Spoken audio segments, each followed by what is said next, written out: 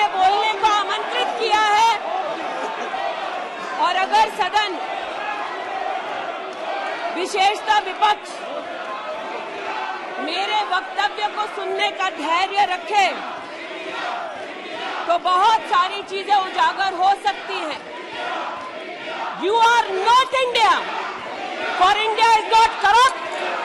India believes in merit and not dynasty. And today of all the days, people like you need to remember what was told to the British: quit India, corruption quit India, dynasty quit India. Merit now finds place in India. अध्यक्ष महोदय, सबसे पहले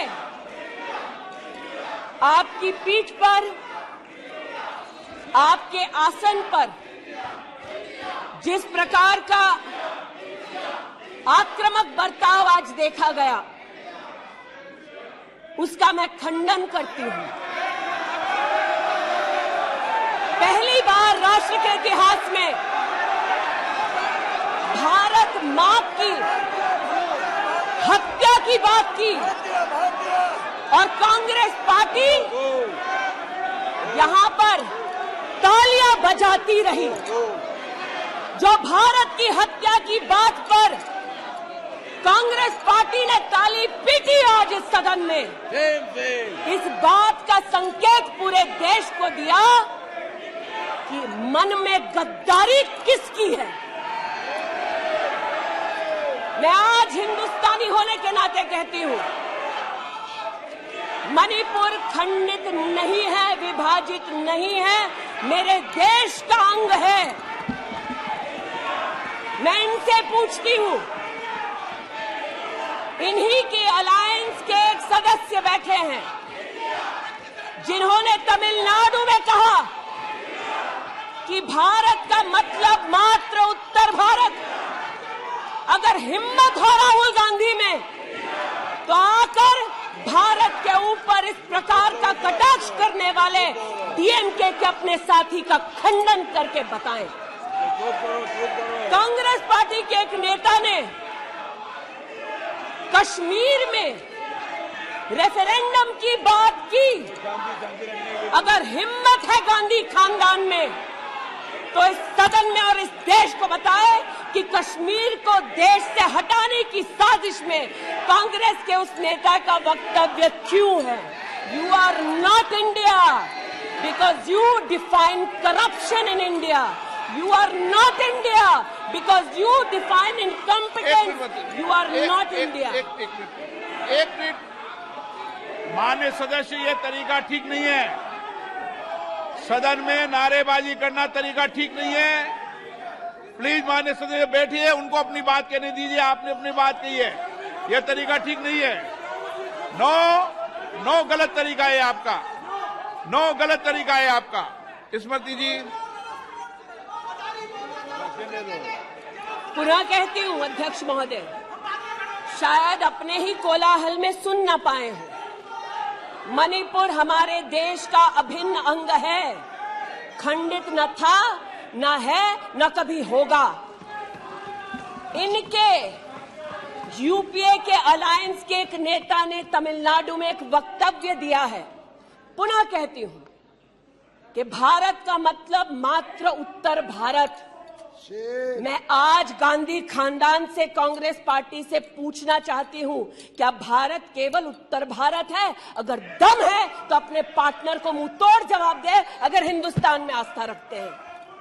कांग्रेस के एक नेता ने, अध्यक्ष महोदय, कोर्ट में जाकर वक्तव्य दे दिया कि कश्मीर में रेफरेंडम की तलाशना चाहिए संभावना। मैं आज कांग्रेस पार्टी से पूछना चाहती हूं, क्या उनके आदेश अनुसार ये वक्तव्य कि कश्मीर का खंडन हो, भारत विभाजित हो, क्या ये कांग्रेस के नेतृत्व के आदेश के अनुसार है?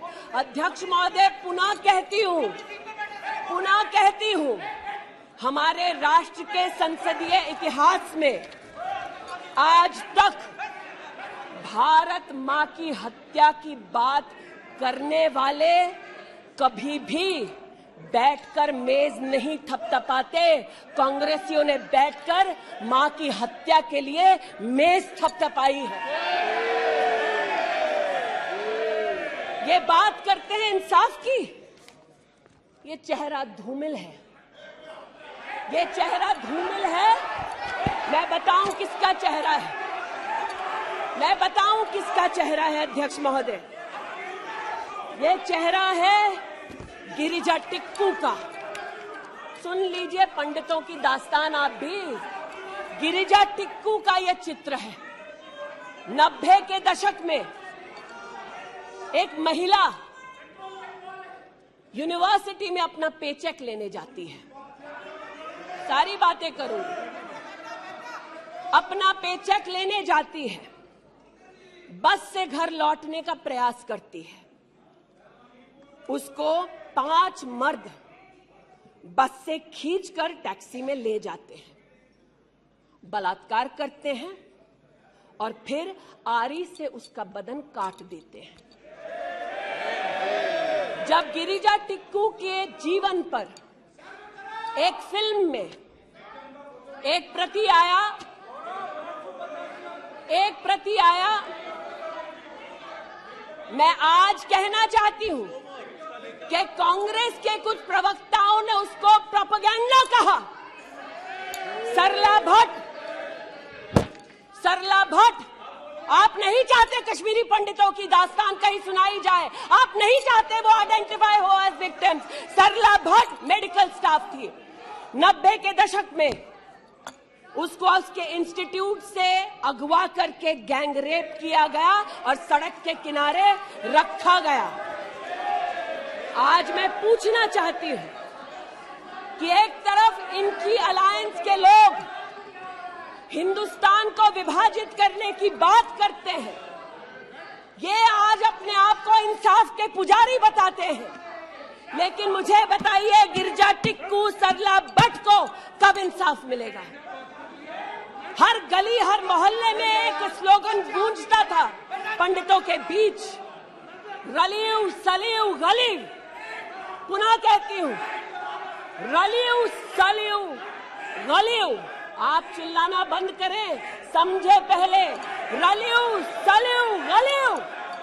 या तो अपना धर्म बदलो या कश्मीर छोड़ो या यहीं मरो। उनकी आवाज भारत की आवाज नहीं है। उनकी आवाज को आपने कभी नहीं सुना। मैं आज कहती हूं, इन्होंने कहा अश्रु बहाए, भ्रमण किया 84 के दौरान में। मुझ जैसे कई लोग देश की राजधानी में थे और किसी का वक्तव्य ना सुने अध्यक्ष जी। एक पत्रकार है प्रणय गुप्ता, उन्होंने लिखा कि सिख बच्चों को कैस्ट्रेट करके उनके अंगों को उनकी मां के मुंह में ठूसा गया। आज बोलती हूं, त्रिलोकपुरी में 30 औरतों को इकट्ठा करके चीला गांव में ले जाकर उनका बलात्कार किया।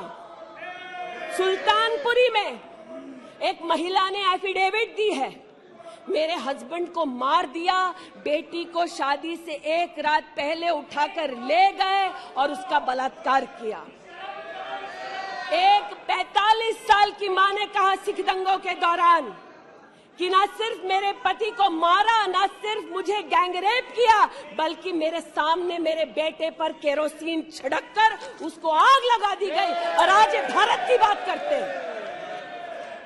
कहते हैं कि कश्मीर से कन्याकुमारी तक 130 दिन चल रहे थे।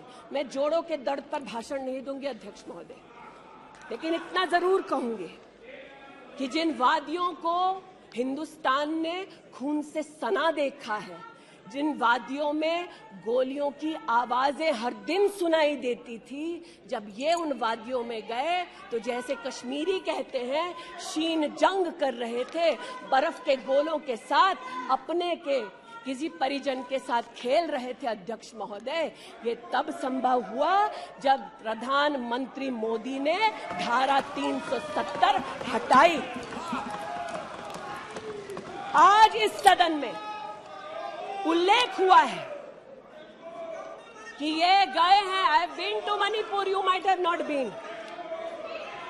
आज इस सदन में उल्लेख हुआ है कि ये यात्रा में गए और यात्रा में क्या आश्वासन दिया कि अगर इनका बस चले तो धारा 370 ये पुनः स्थापित कर दे।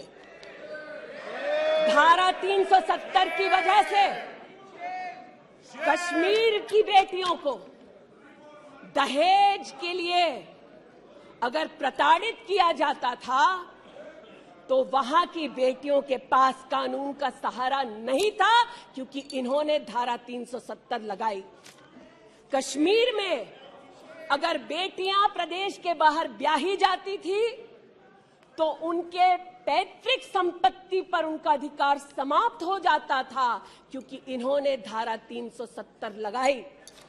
कश्मीर में अगर 14 साल से कम उम्र की बच्ची का 18 साल से कम उम्र की बच्ची का ब्याह रचा दिया जाता था तो उसे कानून का संरक्षण नहीं मिलता था, क्योंकि इन्होंने धारा 370 लगाई।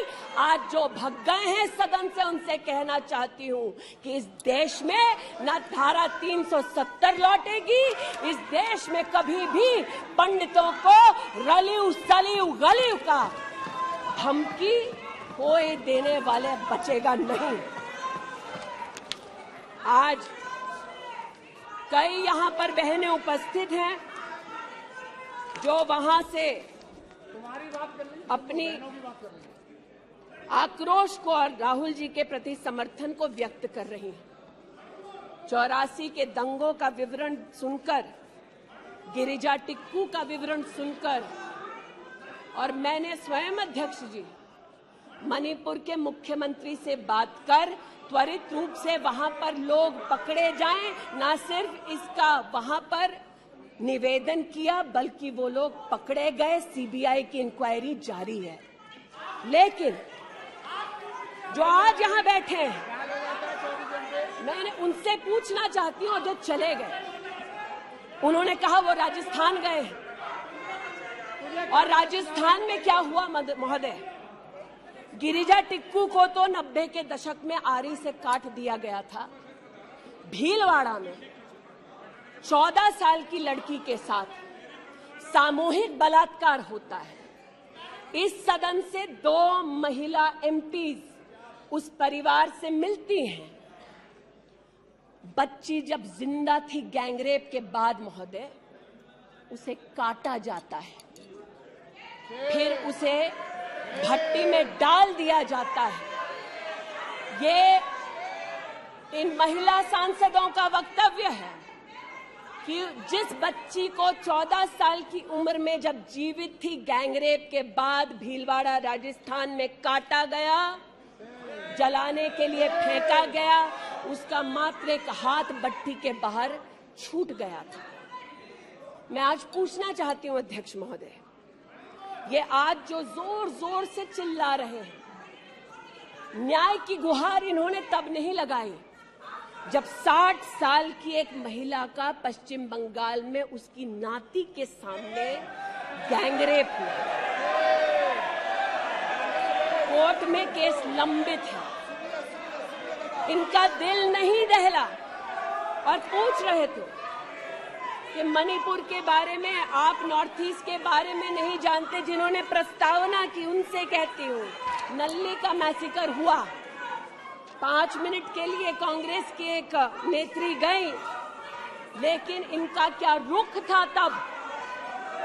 2012 में तरुण गोगोई जी ने स्वयं वक्तव्य दिया है कि दंगे हो रहे हैं, लेकिन कांग्रेस की केंद्र की सरकार ना ट्रूप्स दे रही है, ना इंटेलिजेंस दे रही है।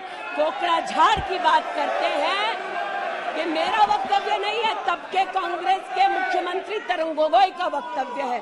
कोकराझार में हिंसा होती है, धुबड़ी में 3-3 महीने कर्फ्यू रहता है।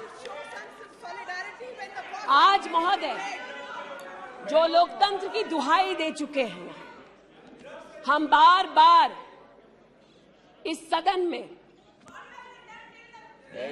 इस सदन में बार बार इमरजेंसी की गाथा को याद करते हैं।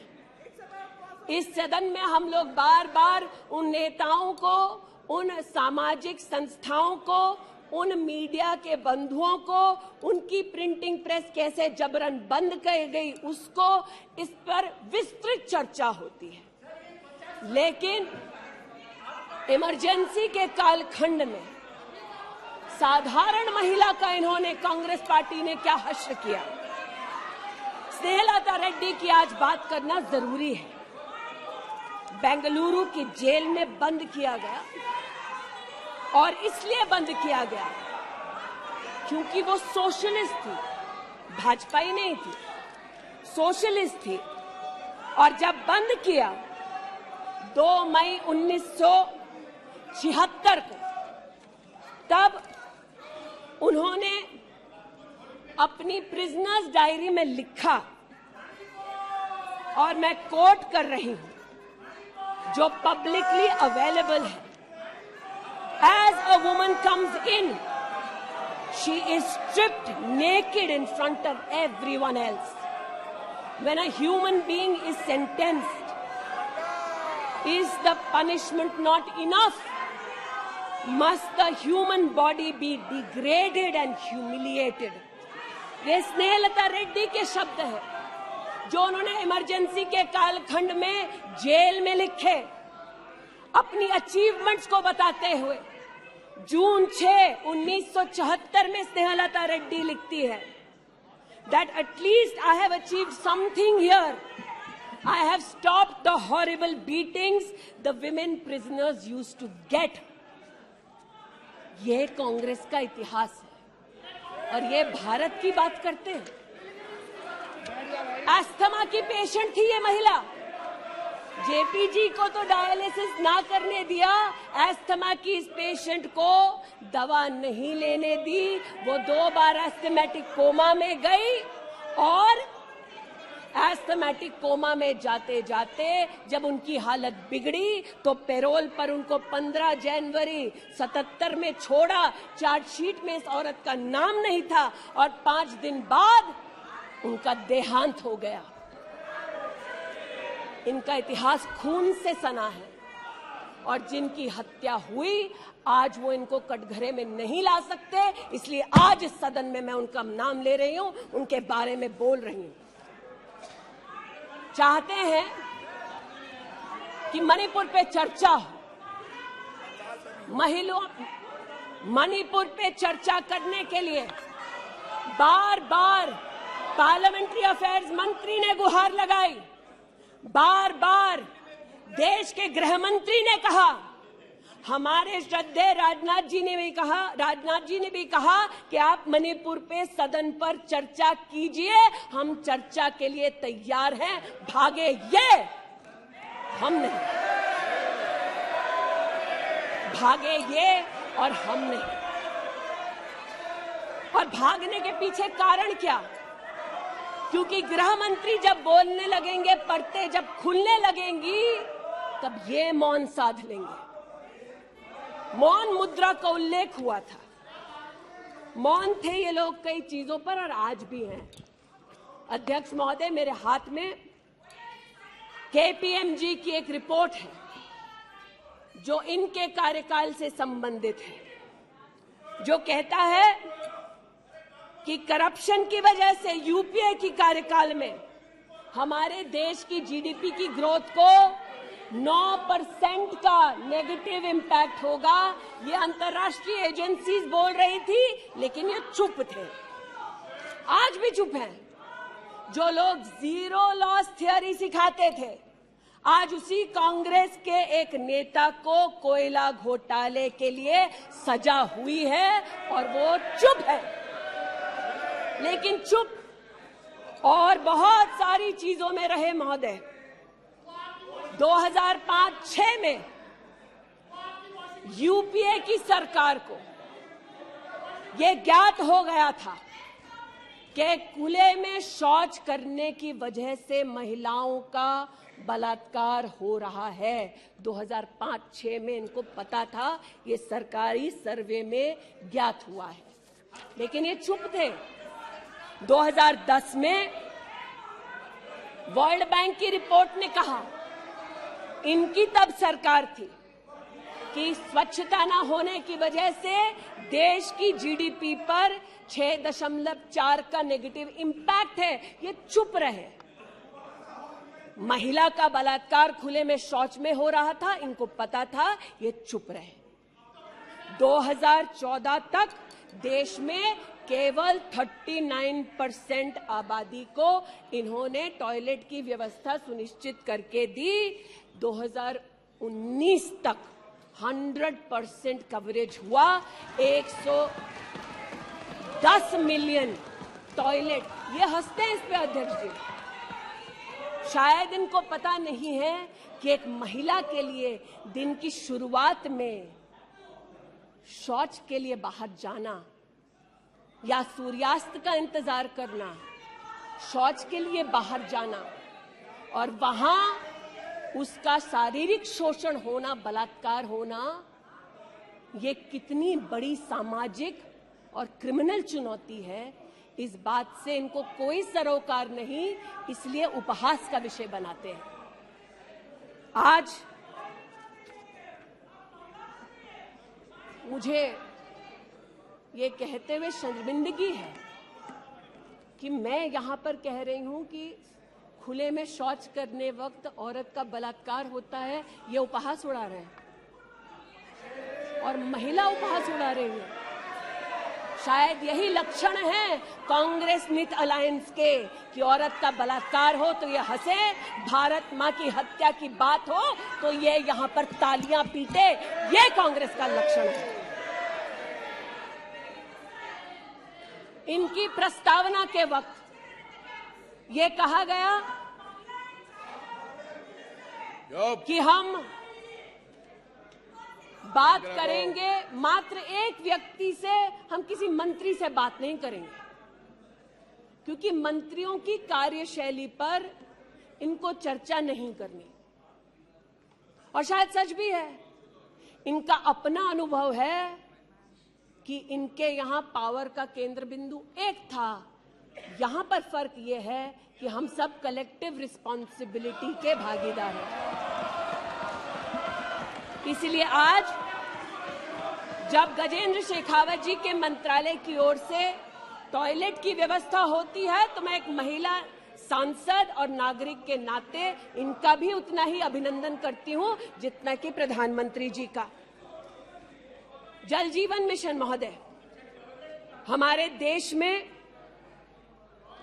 जब इनकी सरकार थी तो मात्र 3 करोड़ परिवारों तक नलके से पानी पहुंचता था। अब 2019 का आंकड़ा कहता है कि आपने तब तक 9.5 करोड़ तक पानी पहुंचाया और अब लगभग 19 करोड़ 40 लाख और 12 करोड़ 40 लाख तक आपका पानी नलके से पहुंच चुका है। लेकिन इनको इससे भी सरोकार नहीं कि अगर टॉयलेट बना, महिलाओं का शोषण कम हुआ, देश की साधारण महिला का सम्मान बढ़ा, तो इनसे इनका कोई सरोकार नहीं। स्पष्ट है, गरीब के घर में नल से जल पहुंचा तो कांग्रेस का उसका कोई सरोकार नहीं। ये स्पष्ट है और सही है। हमारा सरोकार है, देश हमारा है, सेवा हमारी है। आज ये उत्तेजित है कि मैं इस सदन में मंत्रिमंडल के अपने कई सहयोगी साथियों का वर्णन करती हूं। एक ऐसी महिला मंत्री का वर्णन कर रही हूं जो वर्तमान में नहीं है। जनधन के माध्यम से 23 करोड़ महिलाओं का बैंक का खाता खुला। ये इनके लिए कोई मान्यता नहीं रखता, ये मुझे स्वीकार है, ये हमारे लिए अहम है। मुद्रा के माध्यम से 40 करोड़ लोगों को जो जीवन में कभी व्यवसाय नहीं कर पाते थे, जिनके पास कांग्रेस की पर्सनल डायलिंग मशीन नहीं थी, उनको मुद्रा का लोन मिला। 27 करोड़ लोन महिलाओं को दिए गए महिलाओं को अपना व्यवसाय शुरू करने के लिए 23 लाख करोड़ रुपया सैंक्शन किया गया मुद्रा के माध्यम से। इनका उससे कोई सरोकार नहीं। 8 करोड़ नौजवान हमारे राष्ट्र के इतिहास में फर्स्ट टाइम एंटरप्रेन्योर्स बने। इनका उससे कोई सरोकार नहीं। 1,80,000 अकाउंट्स में स्टैंड अप इंडिया का 40,000 करोड़ का पैसा दिया गया। 80% महिलाएं। एक मिनट प्लीज, क्या तरीका है? वह अपनी बात कह रही है, तथ्यों के आधार पर कह रही है। आपको खंडन करना है तो आप बोलना, जब तथ्यों के आधार पर करना। गलत बात ये। नो गलत। माननीय मंत्री जी,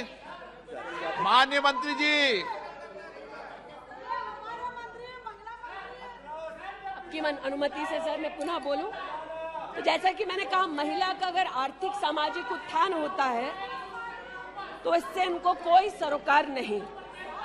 सेल्फ हेल्प ग्रुप की बात करते हैं। जब इनकी सरकार थी तब मात्र 19 लाख सेल्फ हेल्प ग्रुप्स को इन्होंने 80,000 करोड़ का लोन दिया। हमने 9 करोड़ महिलाओं को 5 लाख करोड़ की आर्थिक व्यवस्था करके दी देश के सेल्फ हेल्प ग्रुप में। यह हमारा अभिमान है।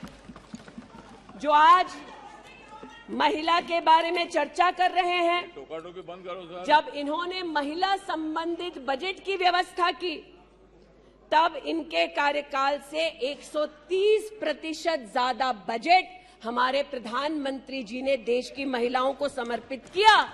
ये हमारा अभिमान है। आयुष्मान भारत के अंतर्गत 10 करोड़ परिवारों में महिलाओं को आयुष्मान भारत का कार्ड मिला।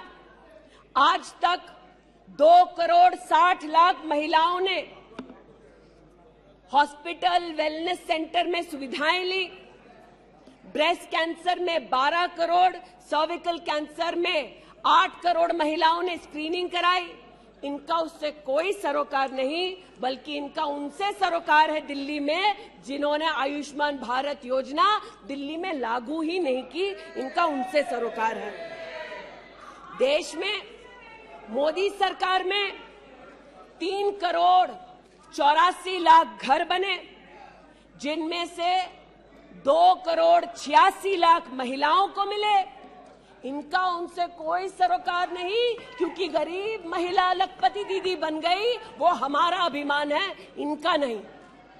हमारे देश में 8 करोड़ 50 लाख बेटियों ने समग्र शिक्षा के माध्यम से स्कूल में सेवा ली, मुफ्त टेक्स्ट बुक की सेवा ली।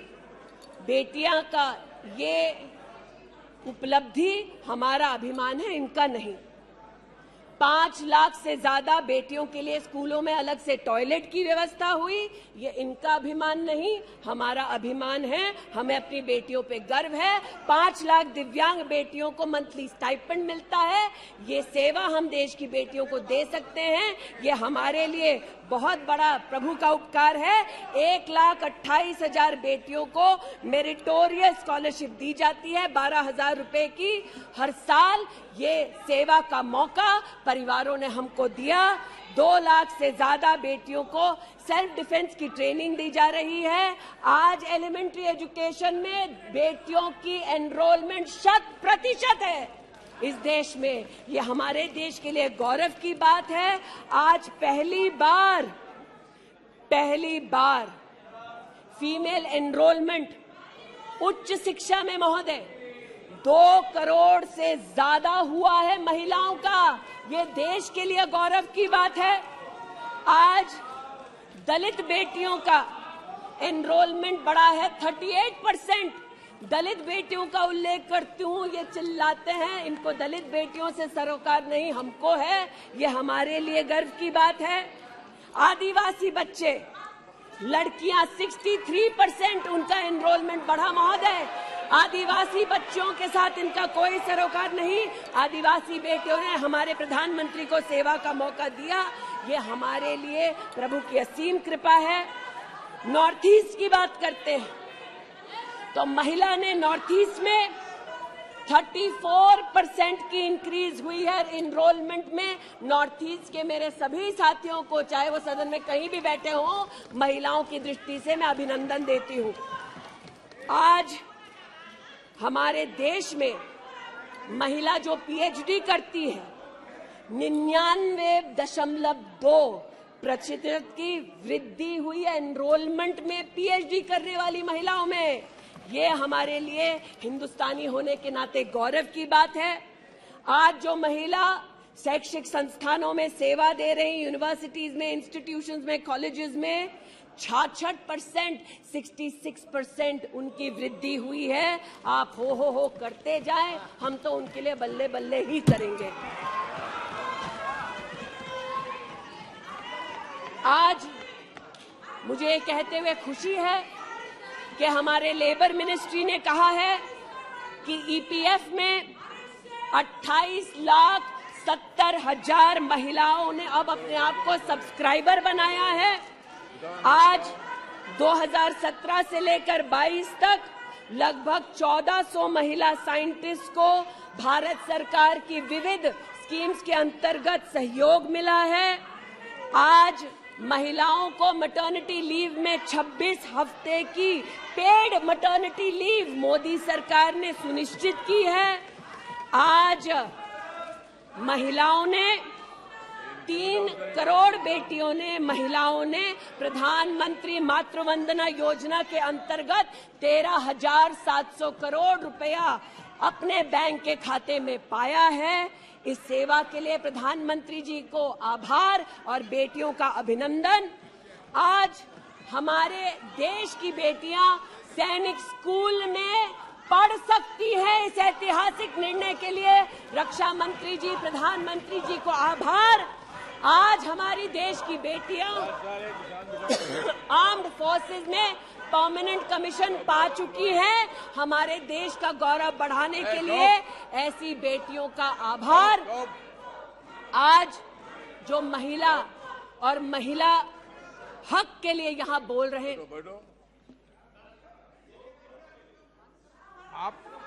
आप विषय पे बोल रही हैं और अविश्वास प्रस्ताव पे सब विषय पर बोल सकते हैं। ये तरीका अच्छा है क्या? बोलिए माननीय। वो भी शायद मजबूर हैं, उनको भी रिमोट से डायरेक्शन आया है। इतना ही कहना चाहती हूं कि आज एक तरफ हमारी बेटियों ने सैनिक स्कूल में, आर्म्ड फोर्सेस में अपने प्रतिभा के आधार पर देश का गौरव बढ़ाया है। दूसरी ओर बिना किसी पुरुष सहयोगी के हिंदुस्तान के इतिहास में पहली बार 4,313 मुस्लिम बहनें अकेली हज के लिए गईं और सुरक्षित हिंदुस्तान लौटी। जो महिला हक की बात करते हैं महोदय, उनसे कहना चाहती हूं, महिला हक को संरक्षित करने के लिए जब हमारी सरकार ट्रिपल तलाक के कलंक को मिटाना चाहती थी, तब महिला के हक में नहीं बल्कि वोट बैंक के लालच में इन्होंने सदन की कार्रवाई को त्याग दिया था।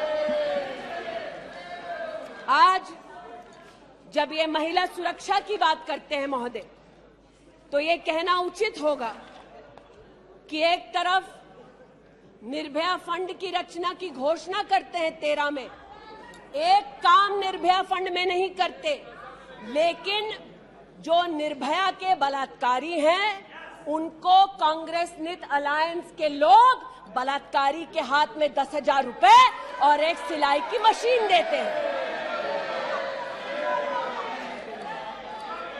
आज हमें इस बात का गौरव है कि देश में 42 प्रोजेक्ट्स 5,000 करोड़ की लगभग लागत से भारत सरकार के सौजन्य से बन रहे हैं। जो महिला सुरक्षा के लिए ये न कर पाए, वो आज प्रधानमंत्री मोदी कर रहे हैं। आज integrated emergency response management system के अंतर्गत देश के 983 रेलवे स्टेशन पर महिला पैसेंजर्स के लिए 2400 घंटे सुरक्षा का प्रावधान किया गया। आज कोंकण में वीडियो सर्वेलेंस सिस्टम की विशेष व्यवस्था महिला संरक्षण और महिला सुरक्षा के लिए की गई। आज चूंकि रेल मंत्री बैठे हैं, आर्टिफिशियल इंटेलिजेंस के आधार पर facial recognition system, integrated surveillance system, ये सब भारत सरकार के सौजन्य से महिला सुरक्षा के लिए प्रधानमंत्री मोदी ने सुनिश्चित की। एक बात पर मैं आपत्ति अभी दर्ज करती हूं अध्यक्ष जी,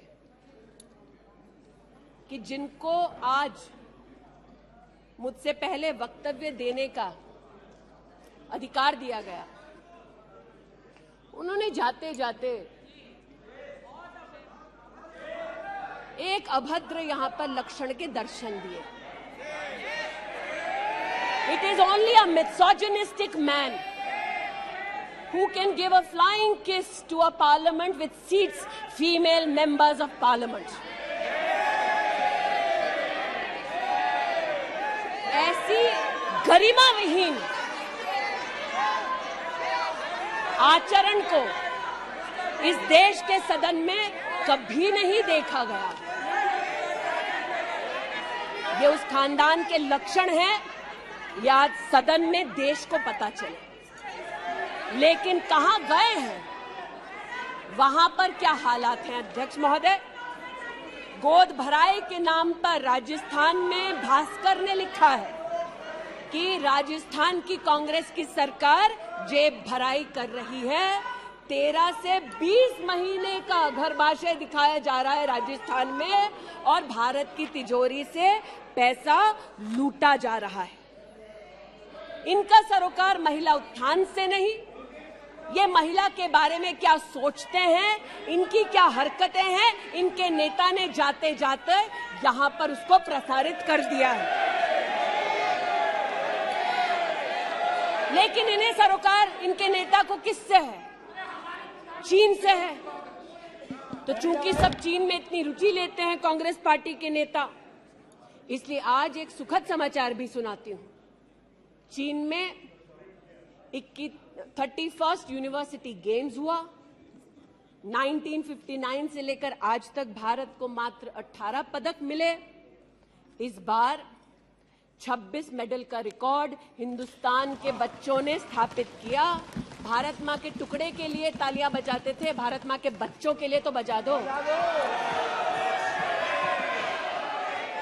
11 गोल्ड, 5 सिल्वर, 10 ब्रॉन्ज। आज देश के यूनिवर्सिटी के छात्र देखें कि 31st यूनिवर्सिटी गेम में भारत का नाम रोशन करने वाले छात्रों के लिए मैं गुहार लगा रही हूं कि कांग्रेस पार्टी यहां अभिनंदन कर दे, लेकिन वो अभिनंदन से भारत के बच्चों को वंचित रखते हैं।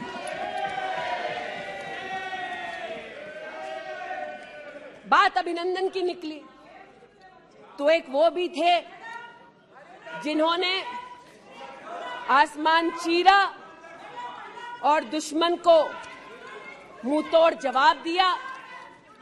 आज जो व्यक्ति यहां पर भारत की आवाज का उल्लेख कर रहे थे, उन्होंने भारत की आवाज में आवाज मिलाकर तब नहीं बोला जब आतंकी हमला करते हैं। उन्होंने भारत के आवाज से अपनी आवाज को भिन्न करते हुए इस सदन में भारत के रक्षा बलों से प्रमाण मांगा इस सदन में। लेकिन प्रमाण क्यों मांगा? क्योंकि कुछ लोगों ने कहा होगा। और प्रमाण मांगने का क्या सलीका है, ये मीडिया के मित्रों के माध्यम से आया है ध्यान में देश के। न्यूज क्लिक की आज बात करना थोड़ा मैं जरूरी समझती हूं। न्यूज क्लिक, नेवल सिंघम कुछ पत्रकारों को हिंदुस्तान में लिखते हैं कि किस प्रकार से हिंदुस्तान के खिलाफ न्यूज सर्कुलेट होनी चाहिए। कैसे चाइना के समर्थन में अलग अलग आर्टिकल लिखने चाहिए और इसे एक बार छपवा दो तो ट्राई कॉन्टिनेंटल पब्लिकेशन इसको इकट्ठा करके फिर काम आगे बढ़ाएगा। मेरे एक पार्लियामेंट्री सहयोगी निशिकांत जी ने इस पर जब विषय उठाया तो मैं स्तब्ध हूं कि कांग्रेस पार्टी ने डिमांड नहीं की कि अगर कोई बाहरी ताकत का पैसा लेकर हिंदुस्तान में व्यवस्थाओं को भंग करना चाहता है, हिंदुस्तान को कलंकित करना चाहता है तो उस पर कार्रवाई करो। ऐसा कांग्रेस का पक्ष नहीं था। कांग्रेस ने पक्ष ये लिया कि जो निशिकांत दुबे के मुंह से शब्द निकले हैं उनको एक्सपंज कर दीजिए। लेकिन ये जो ट्राई कॉन्टिनेंटल पब्लिकेशन है महोदय, जिसके बारे में ना आप ईडी को माने, न्यूयॉर्क टाइम्स को माने, वो ट्राई कॉन्टिनेंटल पब्लिकेशन के जो मुख्य रिसर्चर हैं उनके वक्तव्य को कांग्रेस पार्टी अपने ऑफिशियल फेसबुक पर क्यों डालती है, ये मैं पूछना चाहती हूं। जो जानबूझकर भारत के किसानों के हितों के खिलाफ बोलते हैं, उनका वक्तव्य ट्राई कॉन्टिनेंटल पब्लिकेशन वालों का जो सीनियर फेलो या रिसर्चर है उसका वक्तव्य कांग्रेस, नेशनल कांग्रेस के फेसबुक पर 19 अप्रैल 2019 को क्यों पब्लिश होता है, ये थोड़ा बहुत शोध का विषय है, ये थोड़ा बहुत चर्चा का विषय है। आज मैं ये कहना चाहती हूं कि जब प्रस्तावना हुई, मैं तो प्रस्तावना के विरुद्ध खड़ी हूं। मैं नरेंद्र मोदी जी के नेतृत्व पर राष्ट्र के सभी नागरिकों के साथ पुनः विश्वास दर्शाते हुए अपना वक्तव्य देती हूं। लेकिन राहुल जी ने किस पर विश्वास जताया? राहुल जी ने विश्वास जताया मुस्लिम लीग पर। कहा सेक्युलर पार्टी है। शायद राहुल जी ने ना पढ़ा हो कि 80 के दशक में मुरादाबाद में 83 लोगों को मारने वाली मुस्लिम लीग राहुल जी को बताना पड़ेगा सेक्युलर कैसे हुई। राहुल जी को आज जवाब देना होगा कि वो राष्ट्रभक्ति की बात करते हैं तो क्या जेएनयू में जाकर जब भारत तेरे टुकड़े होंगे का नारा दे रहे थे वो राहुल गांधी की देशभक्ति थी? राहुल गांधी को आज जवाब देना होगा, है तो नहीं? उनको आज जवाब देना होगा। जिस अफजल गुरु ने इस संसद पर हमला किया, उस अफजल गुरु के संरक्षक समर्थक को कांग्रेस पार्टी ने अपने पार्टी का नेता बना दिया, जिसने कहा यह राहुल गांधी की देशभक्ति है। राहुल गांधी की देशभक्ति आज बताती हूं। इन्होंने, घबराइए मत, आप ही की नेता बोलकर गए हैं, घबरा क्यों रहे हैं? बैठिए, आराम से बोल रही हूँ। जरा संक्षेप कीजिए। मैं पुनः बोलना चाहती हूँ अध्यक्ष महोदय, बहुत सारे व्यवधान आए, अब राहुल जी की बात चली है तो कृपा थोड़ी सी कर दीजिए। दोबारा कहती हूँ, क्या बोले हैं और क्या बाहर बोले हैं। देश के बाहर गए तो कहा आइडियाज ऑफ इंडिया कॉन्क्लेव में that there is going to be a Mars upsurge. India has massive amount of polarization. ये राहुल गांधी के शब्द हैं।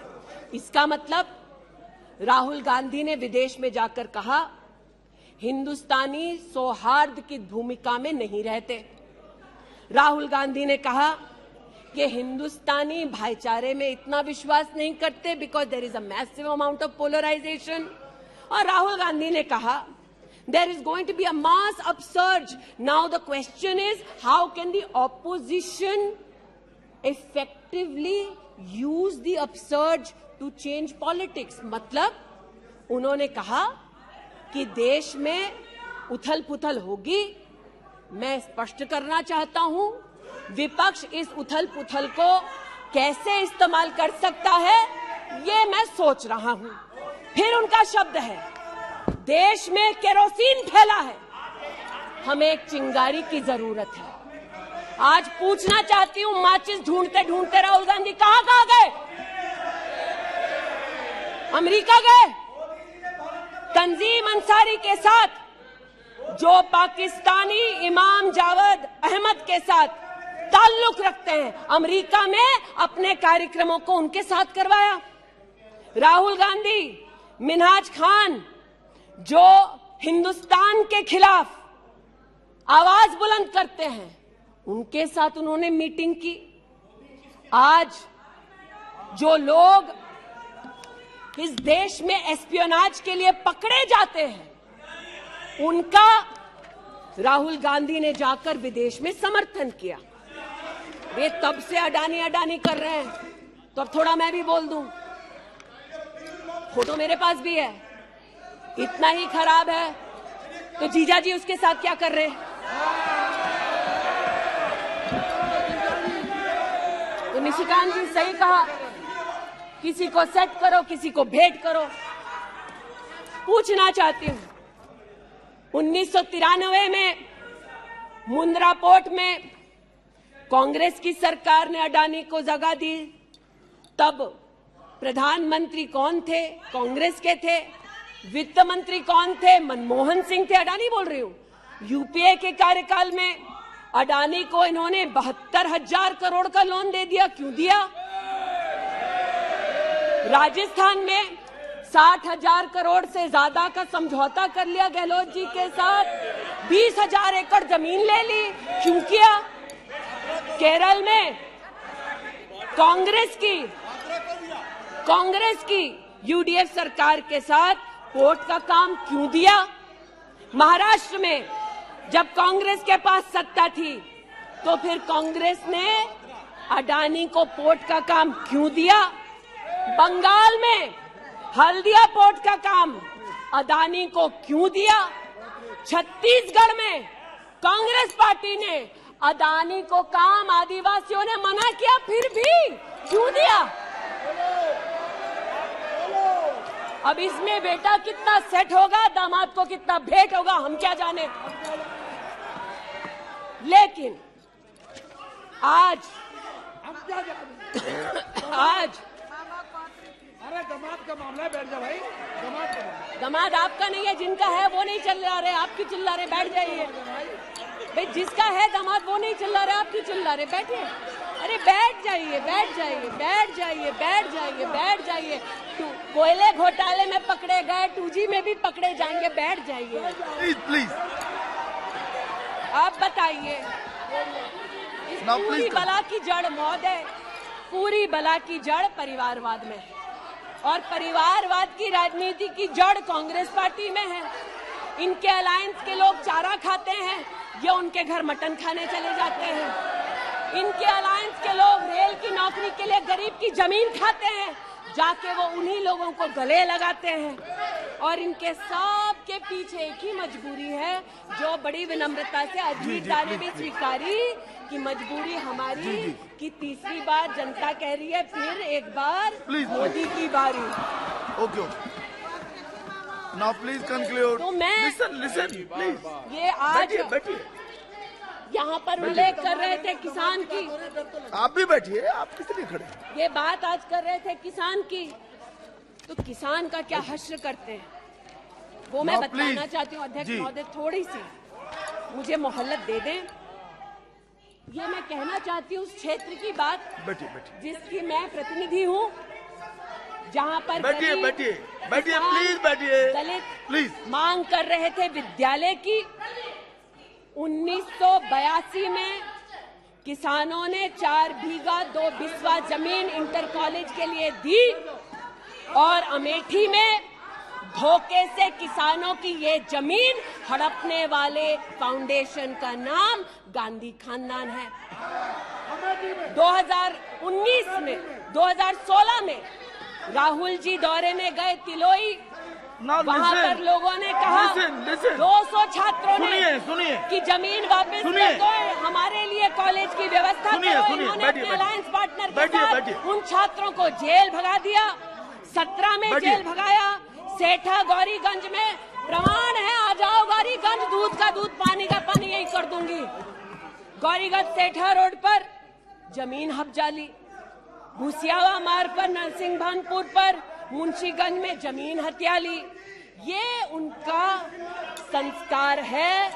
जमीन कौन कौन हड़पता है, ये कांग्रेस की गाथा स्पष्ट है। जहां ये हैं वहां पर आज मैं अभिनंदन देती हूं रेल मंत्री का कि रेल कोच फैक्ट्री रायबरेली में भी 10,000 कोचेस तब बनी जब नरेंद्र मोदी देश के प्रधानमंत्री बने। पीड़ा हो रही है जी। मैं बस इतना बताना चाहती हूँ कि आज जो किसानों का दम भरते हैं, बालियान साहब शायद यहाँ नहीं है, मैं अमेठी के किसानों की ओर से विशेष बालियान साहब आपको नतमस्तक होकर आभार व्यक्त करती हूँ। राष्ट्र के इतिहास में पहली बार अमेठी में खाद की रैक उतरी जब मोदी आए। इन्होंने न खाद दी, गौरीगंज में किसानों पर लाठीचार्ज करते थे, राजनाथ जी इसके साक्षी हैं।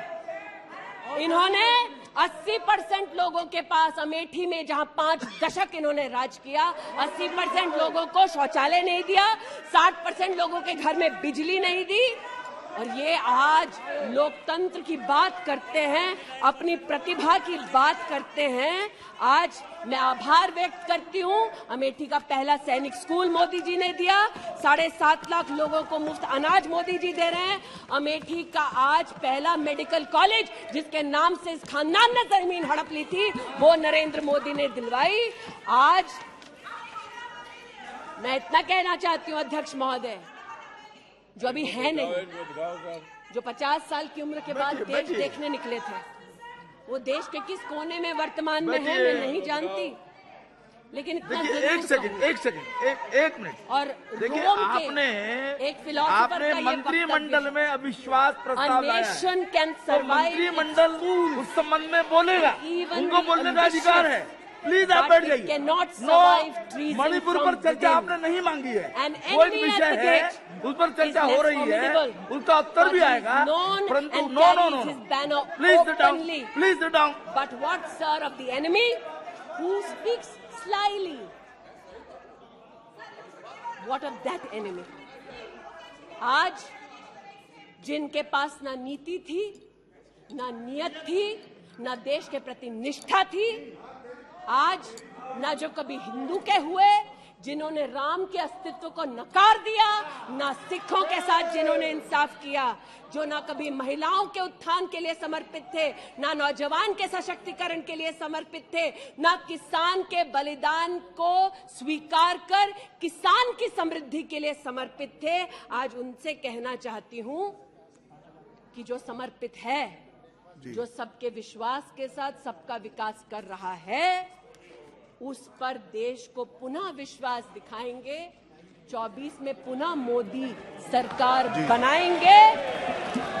इस अविश्वास प्रस्ताव का मैं निषेध करती हूं और भारत मां का जयकारा लगाते हुए जो भारत मां की हत्या की बात कर रहे थे महोदय, उनसे कहना चाहती हूं, अंग्रेज आए चले गए, मुगलिया सल्तनत आई खत्म हो गई, हिंदुस्तान आज भी है और आगे भी रहेगा।